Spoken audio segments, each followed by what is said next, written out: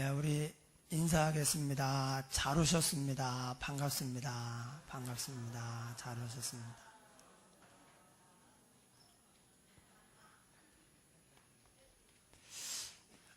우리 교회가 외부에 비해서 평균 한 10도 정도 기온이 낮아요.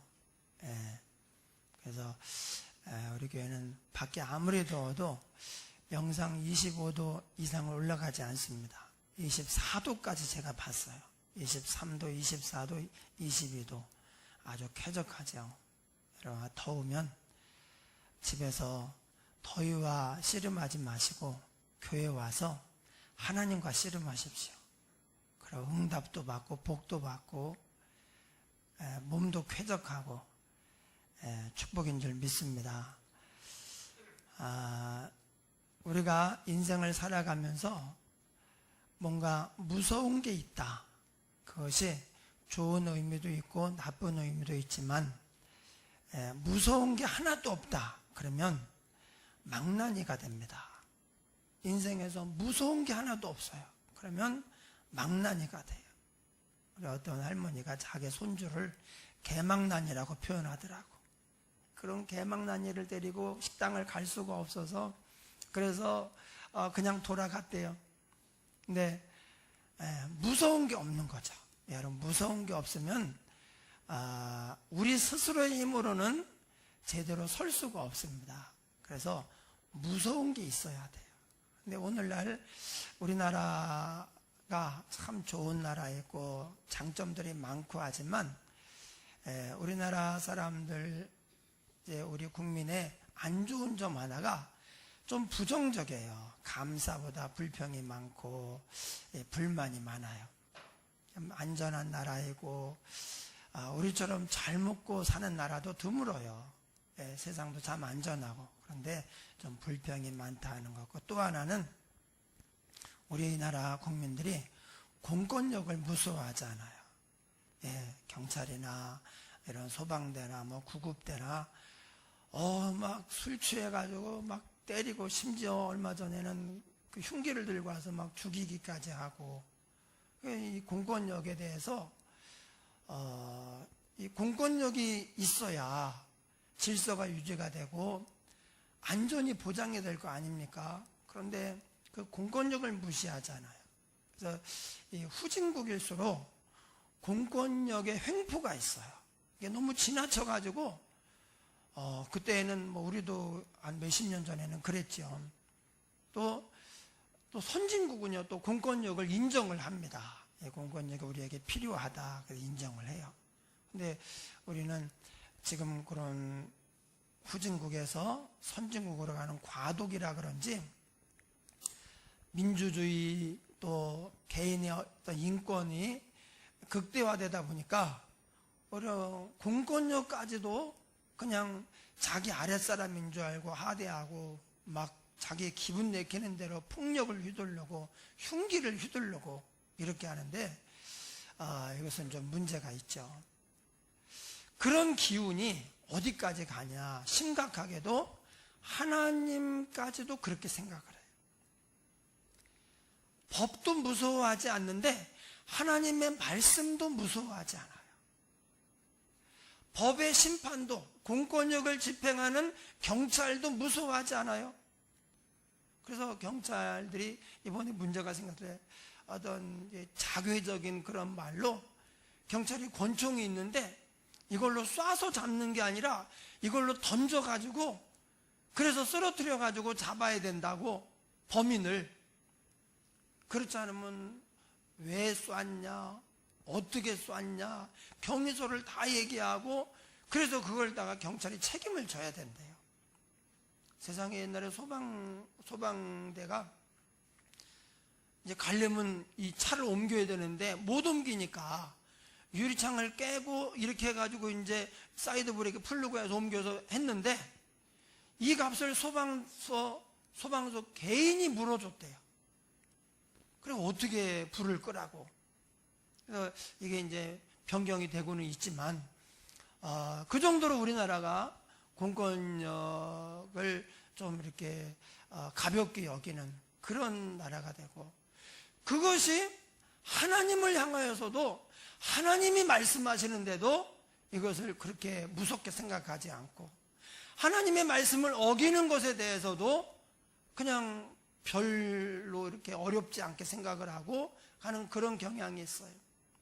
여러분, 무서운 게 없는 사람은 결국은요 망나니가 되고 망하게 됩니다.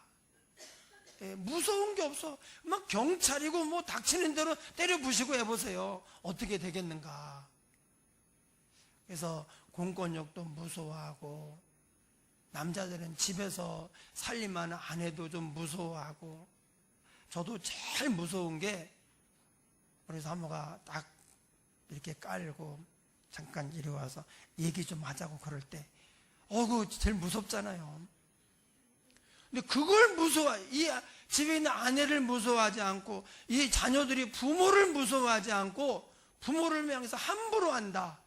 그러면 당장은 좋을지 모르지만 결국은 망하게 되는 거예요. 그래서 하나님 말씀에 순종하는 것이 복이고, 그것이 하나님을 경외하는 것으로 나타납니다. 하나님을 경외한다고 할 때 여기서는 무서워하면서도 좋아한다는 말이 있어요. 좋아하는데 이제 할아버지 수염 막 뽑자고 막 달려들고요, 그렇게 하면 안 되겠죠. 할아버지를 좋아하면서도, 그러면서도 좀 이렇게 어떤 그 한계를 지켜야 되는데, 우리가 하나님을 향해서, 하나님이 사랑이니까 좋아하면서도, 그러면서도 하나님을 두려워하는 게, 이게 경외예요. 그래서 하나님을 경외하는 것이 지혜의 근본이라. 하나님을 경외하지 않으면 다 무너지고 말아요. 하나님을 경외하는 것이 지혜의 근본이고 지혜로운 삶이 시작이 돼요. 그런데 하나님을 경외하면 어떻게 되는가? 하나님께서 모든 좋은 것에 부족함이 없으리로다. 그래서 하나님을 경외하는 자는 하나님이 복을 주시고 그 앞길을 열어주시고 형통케 합니다. 오늘 말씀에 하나님을 경외하지 않는 사람, 하나님을 두려워하지 않는 사람에 대해서 나오고 있습니다. 우리가 진리를 아는 지식을 받은 후 짐짓 죄를 범한 즉 다시 속죄하는 제사가 없고 오직 무서운 마음으로 심판을 기다리는 것과 대적하는 자를 태울 맹렬한 불만 있으리라. 진리를 아는 지식을 받았어요. 예수님을 알고 믿게 되었습니다. 그런데 그리고 나서 짐짓, 이것은 일부러, 고의로, 그런 뜻입니다. 일부러 고의로 죄를 지었습니다. 그러면 다시 속죄하는 제사가 없고, 원래 구약시대에 죄를 지으면 그 죄를 지을 때마다 속죄하는 제사를 따로 드려야 돼요. 그러니까 죄를 지은 횟수만큼 하나님 앞에 짐승을 가지고 와서 그 죄 없는 짐승을 죽여서 피를 내게 뿌리고 또 제단에 뿌리고 해서 하나님의 용서가 내게 임했다. 그렇게 해야 이제 하나님께로 나갈 수 있습니다. 제사할 수 있고 기도할 수 있었습니다. 그런데 예수님께서 십자가에서 단번에 영원한 속죄 제물로 드리셨어요. 그래서 더 이상은 예수님이 다시 속죄 제사를 드리지 않습니다. 또 어떤 사람도, 예수를 믿는 사람은 짐승을 가지고 와서 피 제사를 드릴 필요가 없습니다. 그렇게 드리면 예수님의 제사를 외면하는 것 같아요. 그래서 이건 불신앙입니다. 단번에 영원한 제사를 드리셨는데 이것은 다시는 이런 제사를 드리지 않는다, 그런 의미예요. 그런데 일부러 죄를 지어요. 고의로 죄를 짓고 주님을 떠나요. 주님을 버립니다. 그렇게 되면 이 사람을 위해서는 다시는 속죄하는 제사가 없다. 그러면 죄의 싹은 사망이니까 하나님의 은혜를 입지 못하고 지옥 간다는 말이에요. 네. 여러분, 누가 우리를 죽이려고 하면 무서운 일이죠. 뭔가 직장에서 해고가 된다, 또 사업이 망한다, 불치병을 얻어서 건강을 잃는다. 이것도 무서운 일입니다. 그런데 성경에 보니까 몸은 죽여도 영혼은 능히 죽이지 못하는 자들을 두려워하지 말고 오직 몸과 영혼을 능히 지옥에 멸하실 수 있는 일을 두려워하라. 그분이 하나님이시거든요. 세상의 독재자나 또는 살인자는 우리의 몸만 죽일 수 있을 뿐이에요. 또는 고약한 우리 상사는요, 우리를 해고해서 직장을 잃게 하고 우리를 조금 가난하게 힘들게 할 뿐입니다. 그런데 하나님은 몸과 영혼을 능히 지옥에 멸하실 수가 있어요. 근데 우리가 그 하나님을 두려워하지 않고 세상은 두려워하고, 그렇게 하면 짐짓 죄를 범하게 되고, 그런 사람을 위해서는 다시는 속지 않은 제사가 없다, 이렇게 말하고 있습니다. 우리가 어떻게 하면 죽는다면 그거 하겠습니까? 근데 죄의 싹은 사망인데 하나님은 그렇게 말씀하시는데도 일부러 죄를 져요. 고의로 죄를 짓습니다. 단번에 영원한 제사를 드리신 그 예수님의 제사를 외면하고 돌아갔기 때문에 다시는 이 사람을 위한 속죄 제사가 없다는 거예요. 그렇다고 해서 우리 예수 믿는 사람이 예수 믿고 나서는 죄를 하나도 안 짓는다, 그런 얘기는 아닙니다. 우리가 알게 모르게 죄를 지어. 여기서 말하는 죄는 예수님께서 나를 대신해서 내 죄를 감당하시고 죽으셨다는 것을 알면서도, 그래서 우리가 단번에 영원한 속죄 제사를 드리신 예수님을 통해서 하나님의 자녀가 되었다는 것을 알면서도 예수님을 떠나는 거예요. 예수님을 등지고 세상으로 가는 거예요. 나는 주님보다 세상이 더 중요합니다. 세상이 더 내게 행복을 준다고 저는 그렇게 생각합니다. 주님 아닙니다.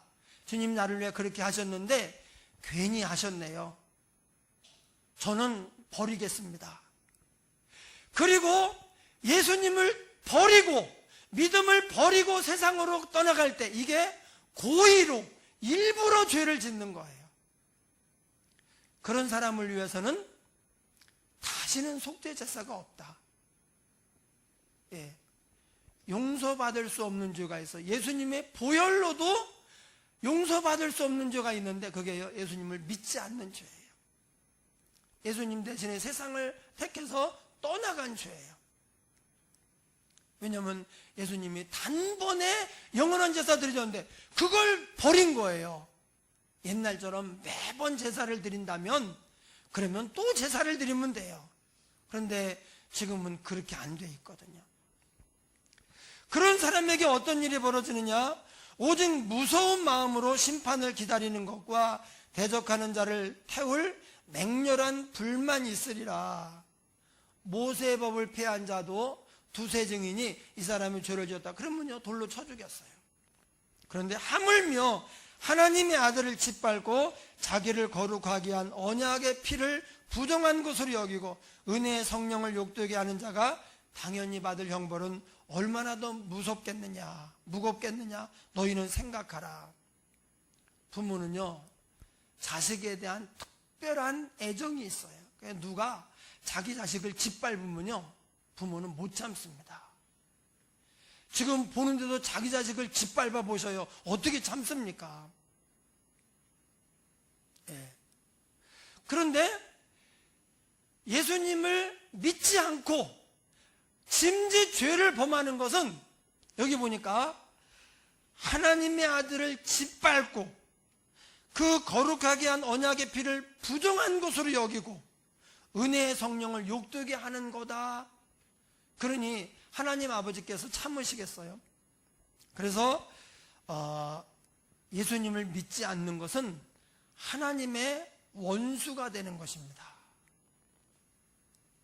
원수 갚는 것이 내게 있으니 내가 갚으리라 하시고 또 다시 주께서 그의 백성을 심판하리라 말씀하신 것을 우리가 아노니 살아계신 하나님의 손에 빠져들어가는 것이 무서울진저.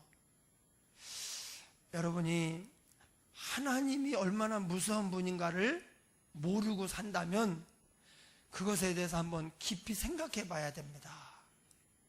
내가 우리 회사의 사장님은 무서워. 왜냐하면 내 앞길이 달려 있잖아요.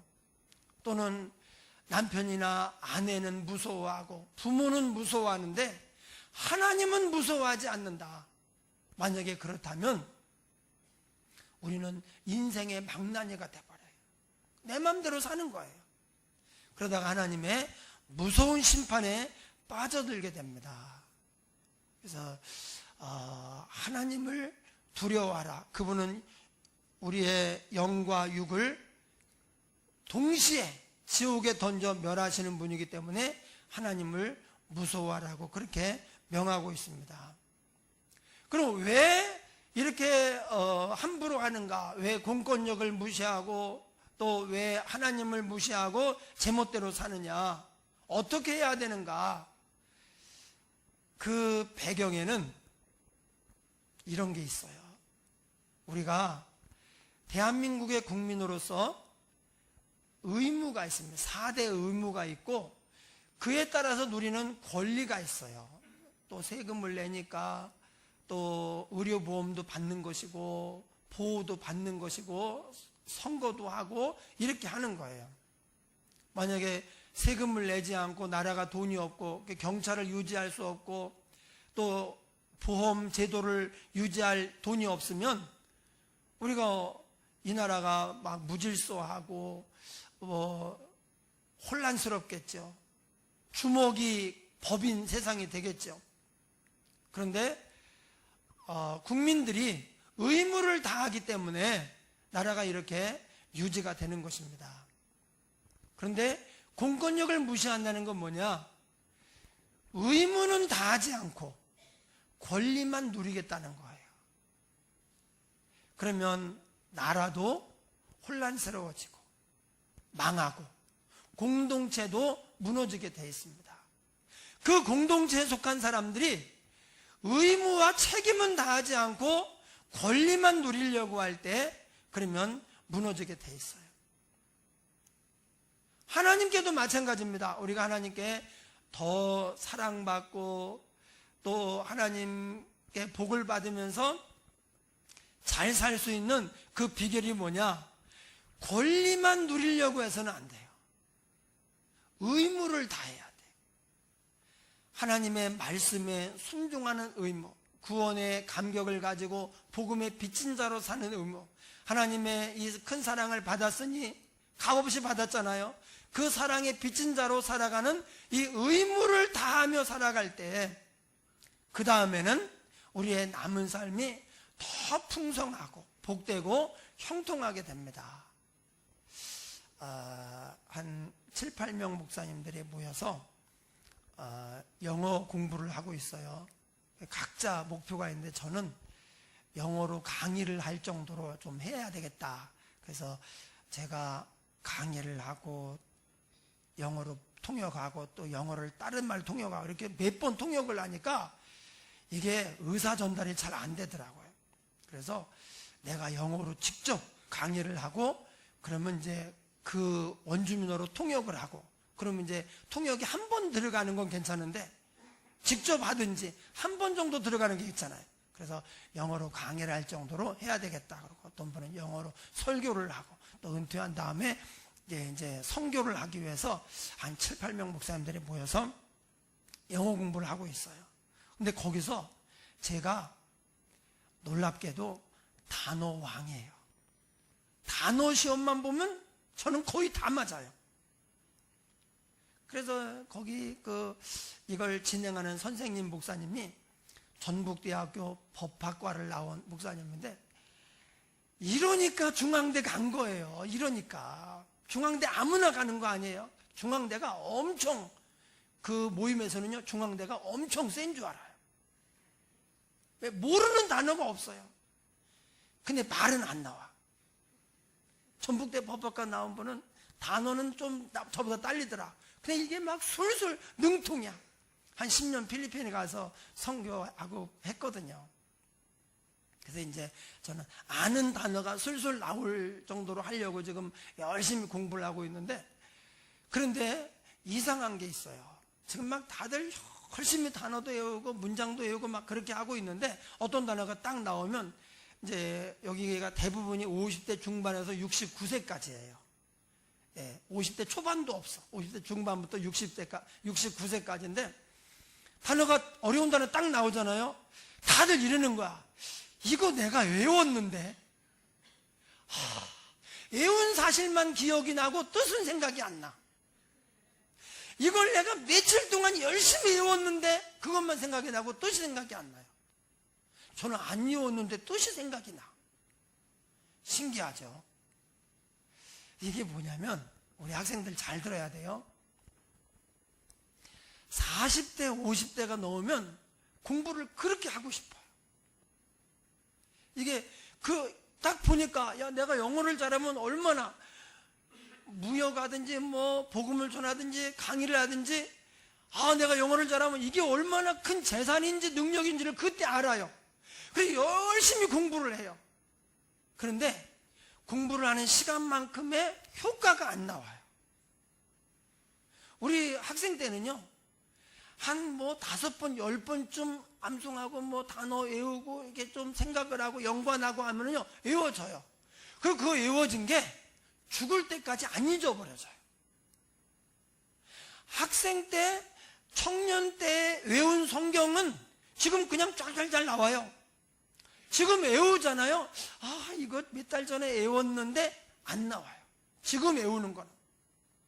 그러니까 그 막 69세 된 목사님, 58세 된 목사님, 뭐 이렇게 해가지고 열심히 공부하는데 안 외워져요. 그냥 이거 외운 건데, 이거 며칠 전 내가 열심히 외운 건데, 거기까지만 생각이 나요.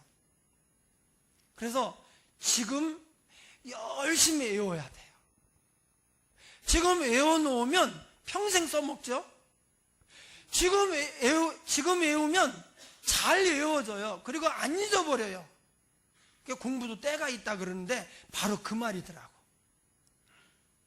나중에는 안 외워지는데 외워야 될 상황이 와요.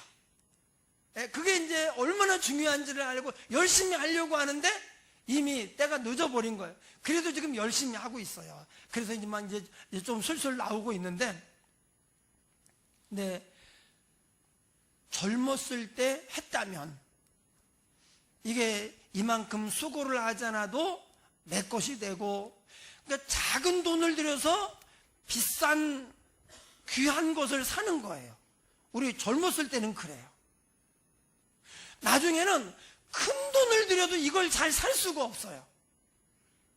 젊었을 때는 5번, 10번 하면 외워질 게 나중엔 500번 해야 외워져요. 500번. 그러니까 지금 열심히 해야 돼. 우리 인생에 고통 총량의 법칙이라는 게 있대요. 또는 쾌락 총량의 법칙이라는 게 있다 그래요.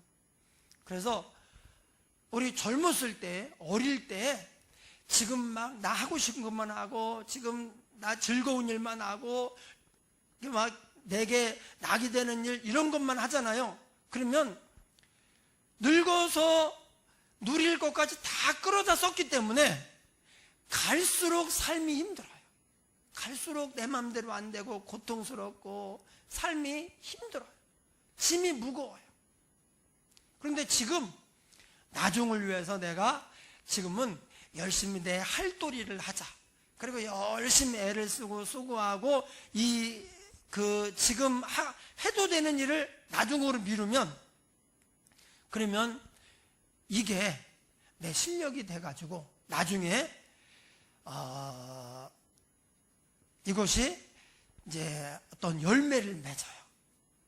그래서 평생을 이 실력으로 말미암아 길이 열리고 내가 복을 받고 또 하나님께 쓰임을 받게 됩니다. 할렐루야. 예. 이렇게 얘기해도 뭐 이게 지금 먹힐지 안 먹힐지 모르겠는데, 예. 하여튼 지금 하면 10원을 가지고 살 수 있는 거를 나중엔 10만 원 가지고도 잘 사기가 어려워. 예. 그러니까 지금 사야 돼, 지금. 젊어 고생은 사서도 한다. 그게 연결되는 말인 것 같아요. 지금 노력을 하지 않고 할 바를 하지 않잖아요. 그러면 나중에는 그보다 10배, 100배 노력을 해도 그게 얻기가 어려워요. 그리고 기왕 실력을 키울 거라면, 만약 축구로 치면 기왕 내가 최고의 선수가 될 거라면 초등학교 때부터 인정을 받고 중학교, 고등학교에서 뭐 상비군도 되고 국가대표 되고 이렇게 할 필요가 있잖아요. 나중에 30이 되어서 꽃을 피웠어요. 그러면 국가대표는 될 수가 없어요.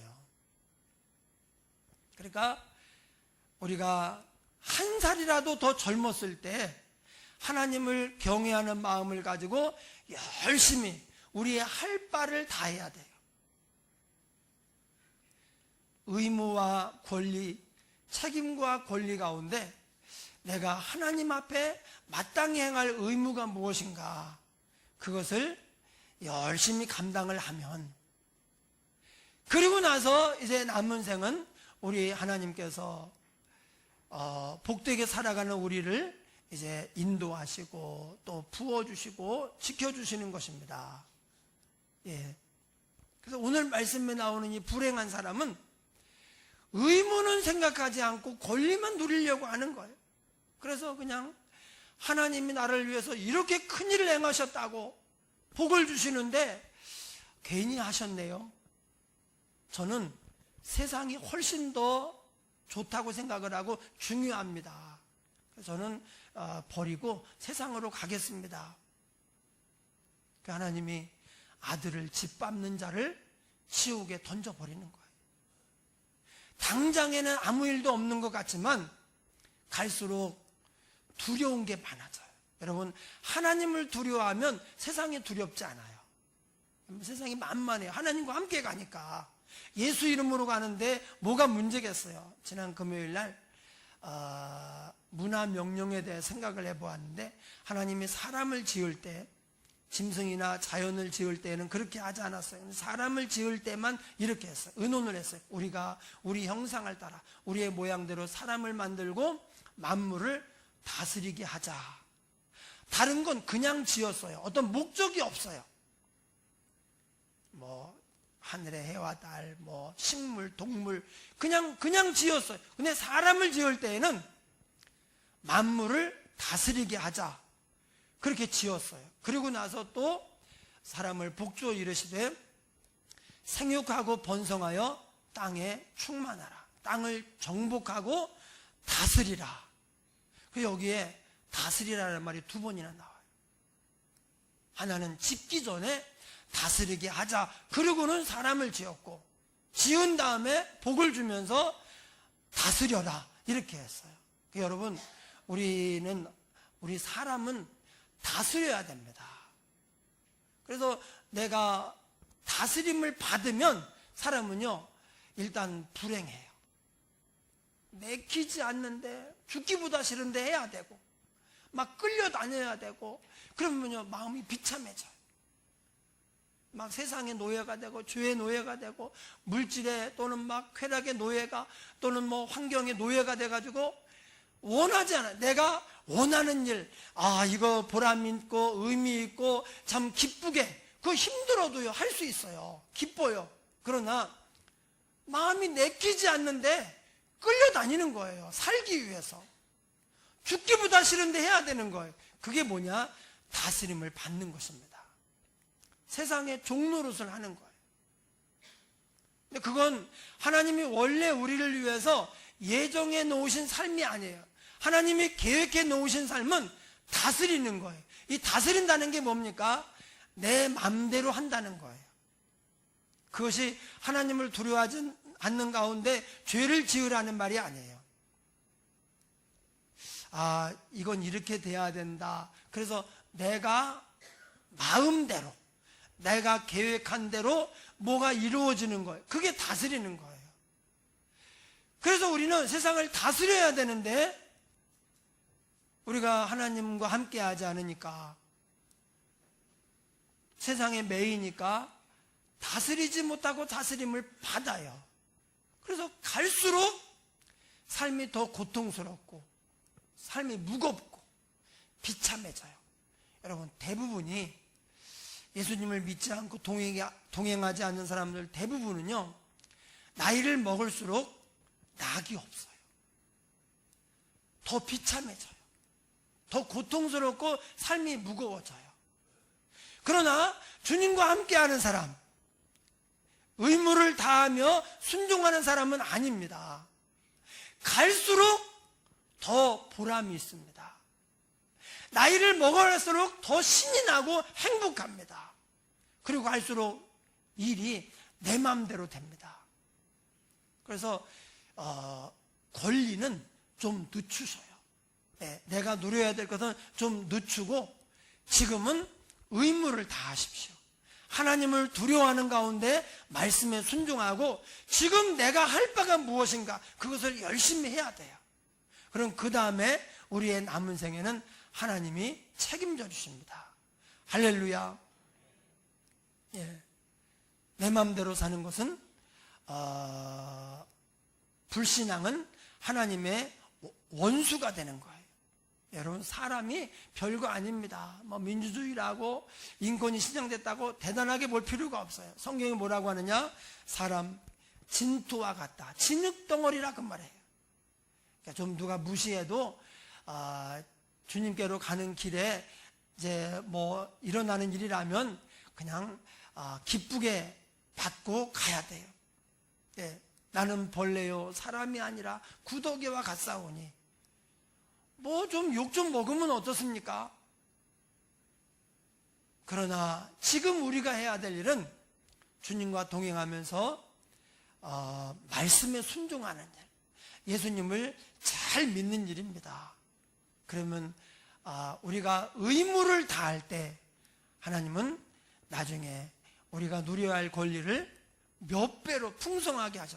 30배, 60배, 100배로 풍성하게 하시는 거예요.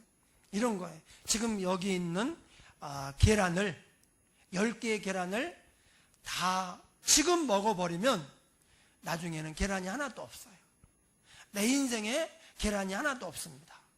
그런데 지금 이 10개의 계란을 먹지 않고 그걸 다 부화를 시켰어요. 그럼 10마리의 닭이 나와요.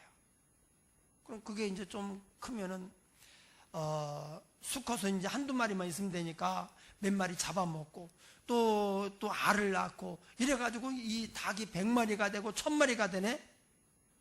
그러면 내 인생에 계란이 수도 없이 쏟아지는 거예요.